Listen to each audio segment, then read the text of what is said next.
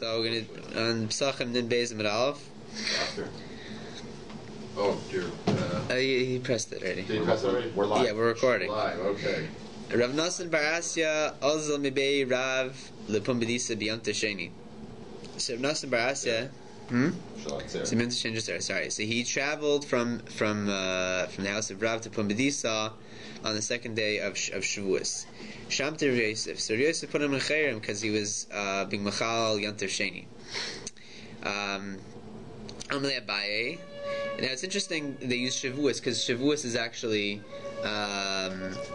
that's the Yontif where we see the force of the rabbinic zera in like the most, because really the whole idea of Sveka Diyoma makes the least sense in the context of Sveka Diyoma, that we're unsure which day Yontif is supposed to be, right? It makes the least sense in the context of Shavuos, because Shavuos is not supposed to be a day of Sivan. It doesn't matter what day of Sivan it is. It's in relation to when Pesach begins, right? It's irrelevant what day of Sivan it is. Nowadays it's always the 6th of Sivan, but back when the moon, new moon wasn't always, was not fixed, right? It could fluctuate. Where in Sivan was, right? It was just in relation to Pesach, yet still, they're still applying the idea of Yom Tov Sheni. Back then, when they at the beginning of Sivan, when they determined the new moon, that still didn't determine when. Shavuos doesn't have to be the 6th of Sivan. It has to be 50 days after the Seder, really right? Rosh Chodesh Nisan is when they decide. Exactly, that's Kovea when Shavuos were like. Exactly, yes. Anyways.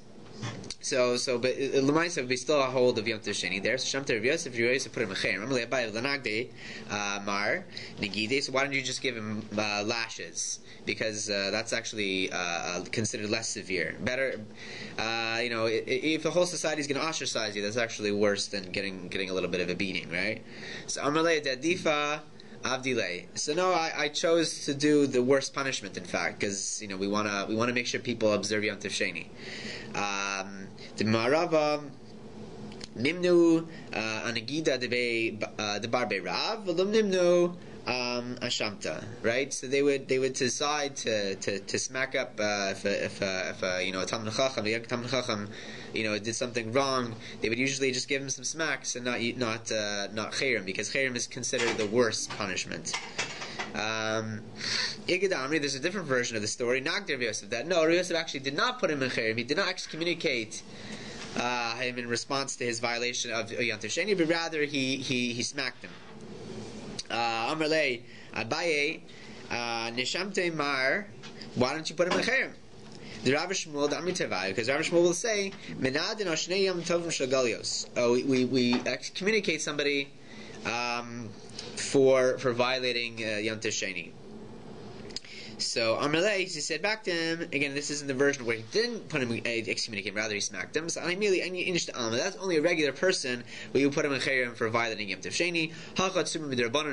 Here we're talking about this is a scholarly man, so we don't want to punish him so severely.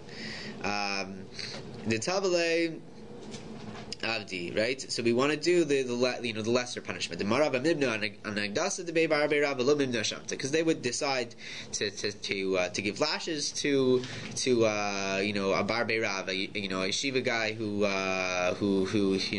behaved inappropriately, but they wouldn't put him in Chayrim. Okay, so we talked about a guy who's bringing the produce of Shvius. Okay, so we have this idea. Right? Yehuda says, bring it from another place, right? In terms of, he was responding to this idea that we have the chumras, you get the chumras of both places, and then Rabbi Yehuda had kind of like this cryptic phrase that this idea we say bring it from this other place, right? What's Yehuda says, "Save avil chafata." Right. Okay. So sorry. His language exactly is go bring for yourself also. Okay. So we'll see exactly what this means. There's Yehuda. I mean, at first we're assuming that this phrase is a justification for a more makel attitude, meaning this is more makel than the idea that you have the chumras both of where you came from and the chumras of where you went to. Okay, but lest Rabbi Yehuda had it done, does Rabbi Yehuda not hold of that which is taught? Notice in that we place on him the stringencies of the place where he left, and the stringencies of where he went to. Right? That's the phrase the Mishnah talks about. Right? That when a person travels from place to place, he gets both the stringencies of both places. Amar Rav Shisha, Breder Rav Idi, Milsachriti Ka Amar Rabbi Yehuda. No, really, Rabbi Yehuda is not arguing on that statement. He agrees that when a person travels from his home place, he travels from home from A to B, that he has the chumras of both A and B. Okay? But rather, Rabbi Yehuda is saying something else here.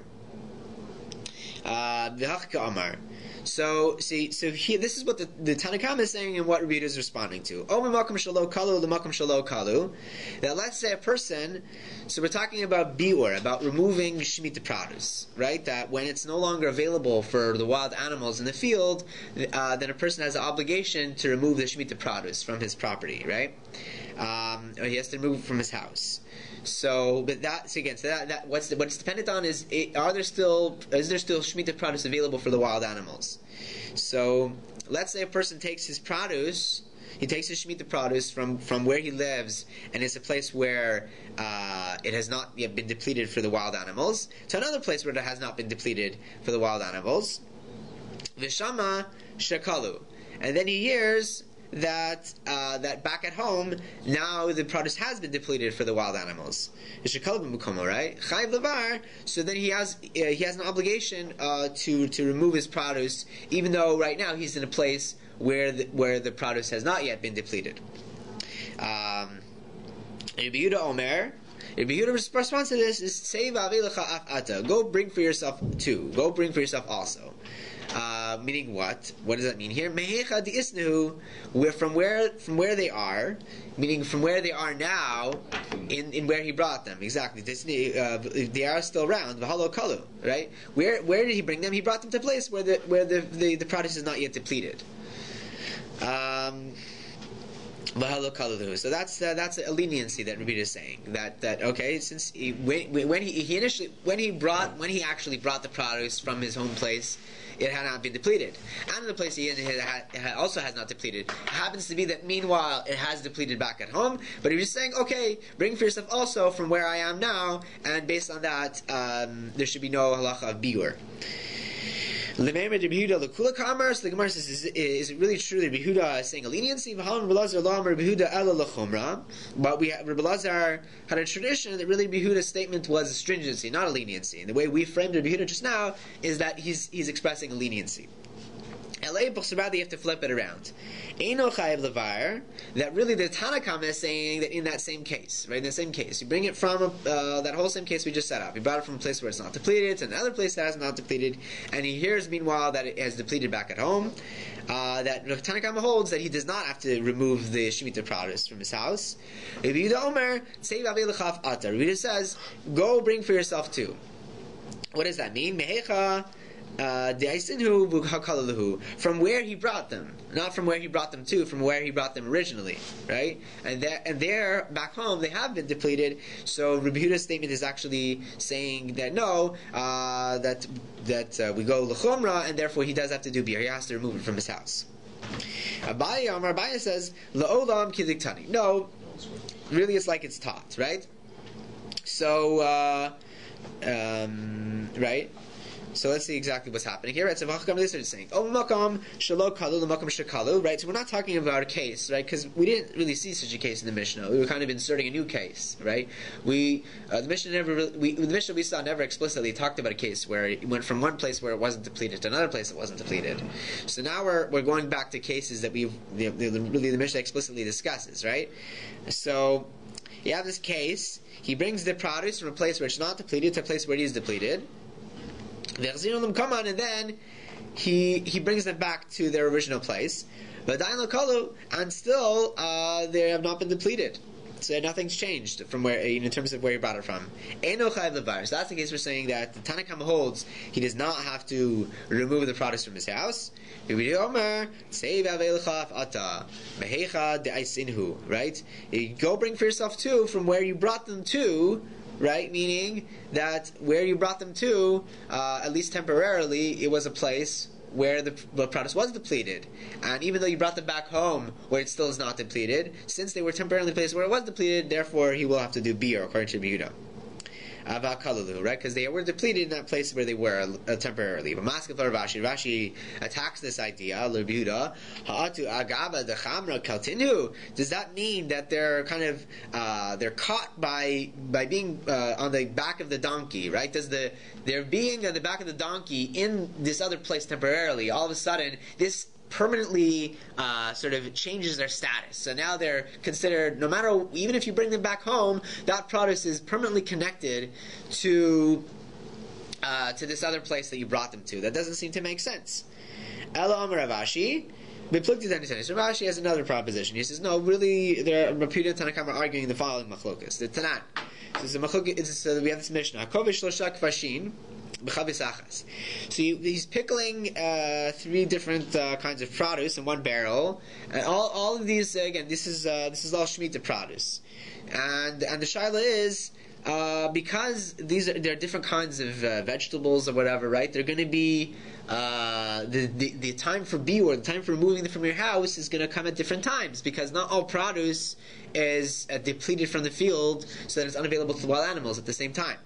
So at what point is it going to be usher to eat the pickled stuff in your barrel, right? So Raizel says you can eat it until the first one, meaning the earliest one that depletes in the field, the whole barrel you have to do biur on. Mishnah says no. He's the exact opposite. He's lakula. He says no. You have all the way until all of them are depleted for wild animals in the field. You can eat everything. You can eat the barrel, and you don't have to remove it from your house. Okay. Rabbi Gamliel says is a third opinion. Kol shekala mina minasada yivar mina minachavis. Rabbi Gamliel's opinion is it's each one at a time, right? Whatever's in the field. Exactly. If that particular species is depleted, then you got to remove that one from your house. If that particular species is not depleted, you don't have to remove it from your house. So the pickling doesn't make it all mixed together. Valacha Gedvar is the lachas like his words, and in terms of how this machlokas lines up, Rashi says that Yehuda corresponds to Rabbi Gamliel.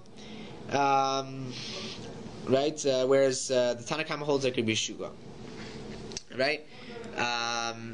So again, that makes sense, because right, we want Rabbi Yehuda to be machmir, right, more machmir than the Tanakhama. So again, the Tanakhama is going to be saying that even if one of them is still available in the field, you can eat from the barrel.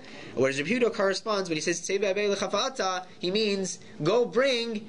Yeah, that meaning as long as that particular produce is available in the field, then you can continue eating it from the barrel. But if you can't bring it from the field, then that particular species you can't eat anymore from your barrel.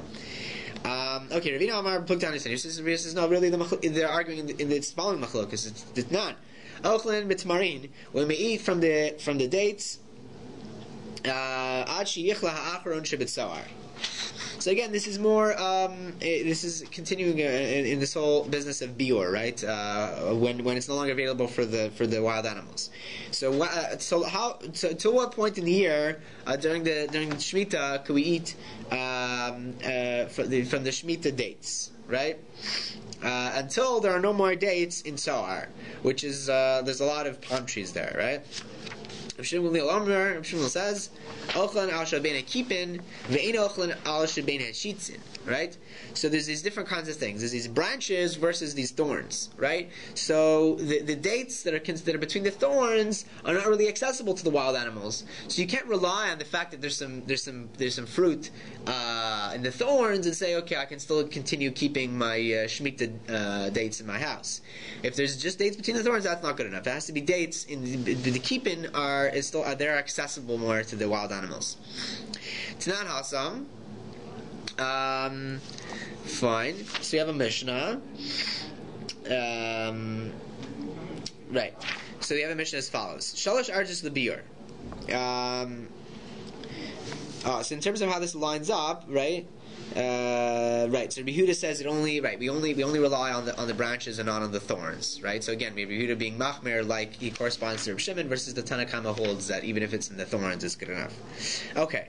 So now we have a Mishnah. We're going to discuss the business of where can it be the whole Eretz Yisrael? Like let's say I have some dates. Can I rely on the fact that somewhere in the whole land of Israel there are some dates available to wild animals, or is that doesn't work that way?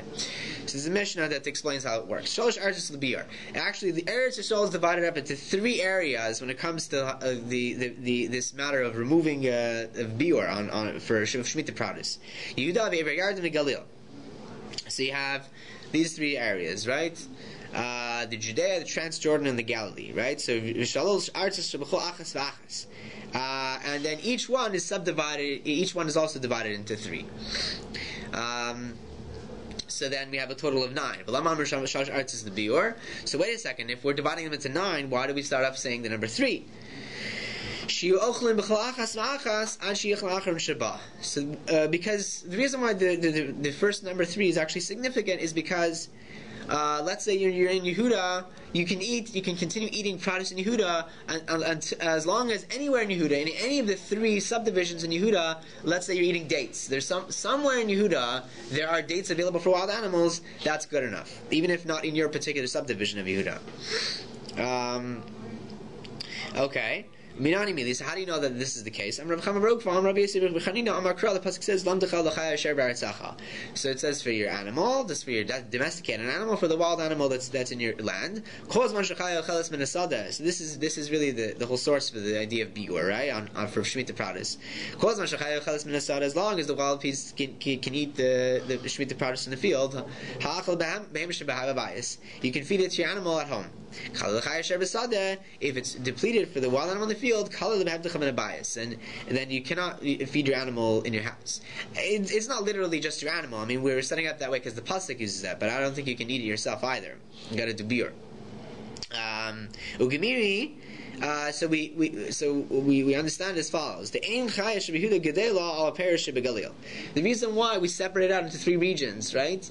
And it's not all of Eretz Yisrael is all one, is because a wild animal that lives in Yehuda, they're not able to live on the PES and the Galil, right? That they're considered, they don't really go over.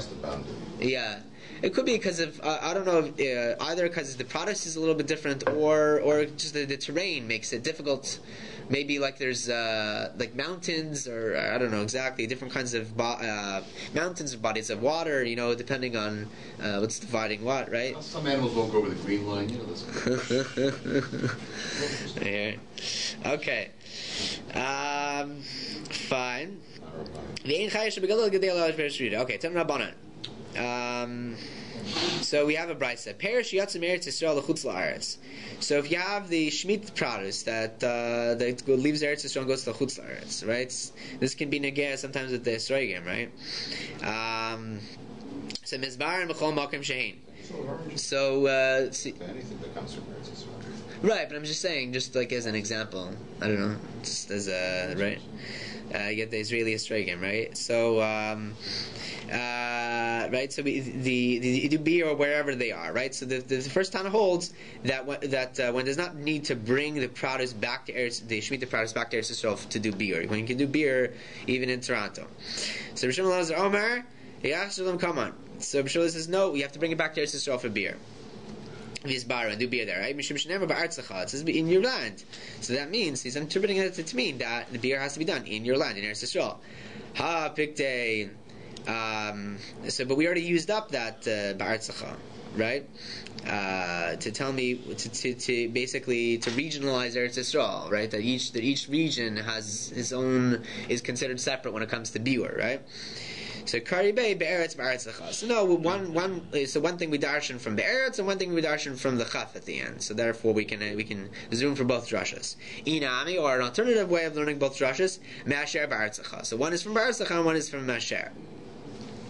Rav Safra Nafik Meretz Yisrael Chutz La'aretz. Rav Safra he went to Chutz La'aretz one time. Hava Bahadei. Garba de Chamra. So he had a container of wine. The Shvius, so he had some Shemitah wine with him. Lavu Bahadei, Ravuna, Breder Rav Ika, Rav Kahana. So they were accompanying him. Amar Lahu, he said to them, so has somebody heard from Rabbo, halach Reb Shimon Lazar or lo? Is it halach Reb Shimon Lazar or not? Do I need to bring this, when it comes time for biur, do I need to bring my wine back to Eretz Yisrael to do beer? So Amar Rav Kahana, Hachi Amar Rabbo, so Rabbo says as follows, halach Reb Shimon Lazar. Halach it is, so you're going to have to bring your wine back. Amar Ravuna Breder Rav Eka. Ravuna Breder said, Hachi Amar Rabbo, ain't halach Reb Shimon Lazar. So we have conflicting reports here.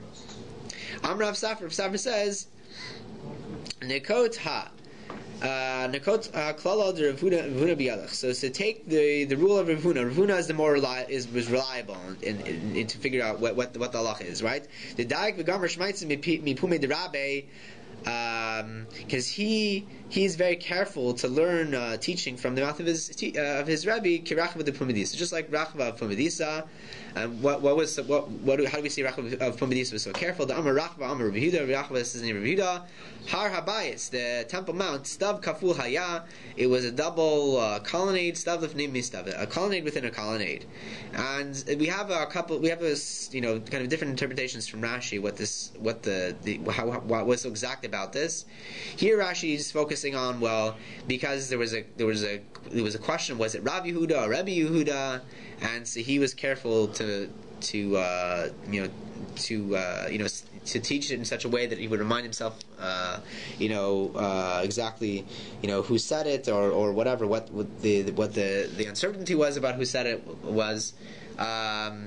So again, that's Rashi here is focusing on. Well, he took care, in terms of relating who it is who's responsible for it, and then as opposed to Rashi and Brachas is a whole different setup. That it's the language he used, right? Because there's a more conventional way of describing a double colonnade, using the word itztaba, which is the more common word, and he used the word stav. Because he wanted to be careful to relate exactly the language of that his teacher taught him, and so in one way or another we see he's very careful. Rachava was very careful to transmit teachings in an exact way. Okay. Kardler Rav Yosef. So Rav Yosef said about him, Ami batzo yishal, amekelo yagidlo. Right. So he's this is in reference to Ravuna. Ravuna was the one who said, and we're saying he's the more exact one, that the halach is not like Rav Shimon Lazar. So there's no need to go back here to Yisrael, right? So it's a pasuk. My nation asks of a stick or asks of wood, and the stick tells him, right? So in the plain sense, it's just talking about people indulging in idol worship, right? But he's reading it another way. Kol hamekel lo. Whoever is makel for him instead of makel, but makel, right? Whoever is makel for him, magidlo, he will tell him. He'll be very thankful to him, right? For being makel, right? So see here too, Rafuna was being makel because we came out. He's the more reliable tradition, and he's in fact a kula, right? Because he's saying you're not going to have to bring your wine back to Eretz Yisrael. So now we have another story. So Rabbi Yaakov, he cut down a palm tree, a Shemitah palm tree. So how can you do this? So the Gemara seems to assume that there wasn't a problem about tashkas. I mean, which we just saw in this exactly, just not yesterday, just the Kriyas Torah, right? That could also be a problem. So the Gemara is assuming that that's not an issue. That for one, because there are situations when that's fine to cut down a tree, depending on why you're cutting it down, right? So, but what the Gemara is bothered with is how he got around the Isser of what's his name of destroying Shemitah produce, right? Right? So Shemitah produce is only for eating and not for wasting, right? I mean, this is so much so that I remember the shilas well, can you give let's say a Shemitah produce to a baby who's gonna smash it up? Is that considered a bizayin to Shemitah produce? Anyways, so here would seem to be destructive, right? He's cutting down this palm tree with Shemitah produce. So maybe you'll say, oh, it's only when it has fully grown fruits on it that's a problem. But we see it differently from the following statement. Hani masachli de orla asiri. So we see in a different context, but we assume that there's a kind of a parallel in the halachos, right? That in the context of orla, right, the first 3 years of a tree, that the maschali, right, which are these kind of protective covers of the fruit in an early stage, so they're asiri, right? They're forbidden. Since they're protecting the fruit. Now, at what stage does this protective cover? When do we have this protective cover on the fruit? That's when it's at it's an early stage in the fruit. I'm not exactly sure what this is called. Sorry, not ripe. Okay, so we see this. Okay, it's unripe. And still we're calling them fruits. So basically that according to this it should be a problem to cut down the tree even if it doesn't have fully developed produce. So Rav Nachman the Amar Kirbiosi.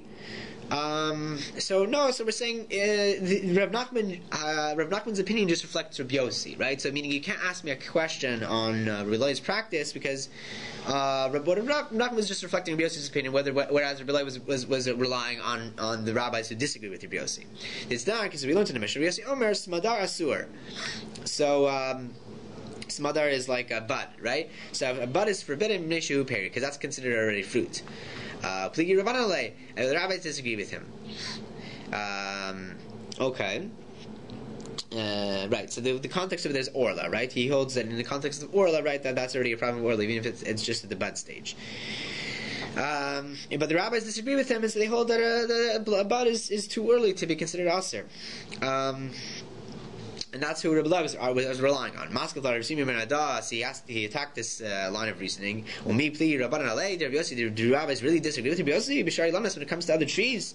So meaning, granted, they may argue when it comes to grapevine, but other trees, including palm tree, which is what Rebbe cut down, we're going to show that they actually do not argue, and that they agree that even at a very early stage in the development, it's already has a status of fruit. But we looked at the Mishnah. From what point can you not cut down trees during Shemitah?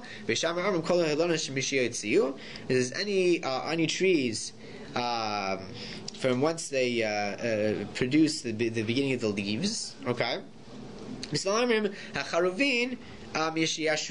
Right, the carobs from when they form chains, right, when the carobs form chains on the tree. And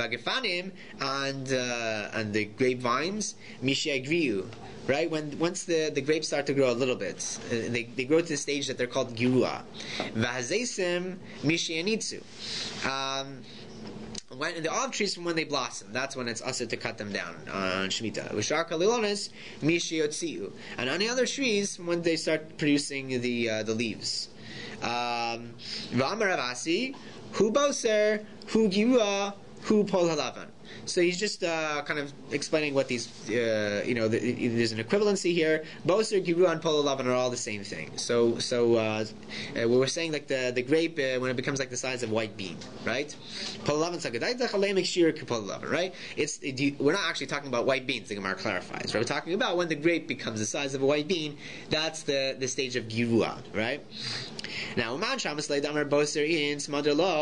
so boser is a later stage in development, right?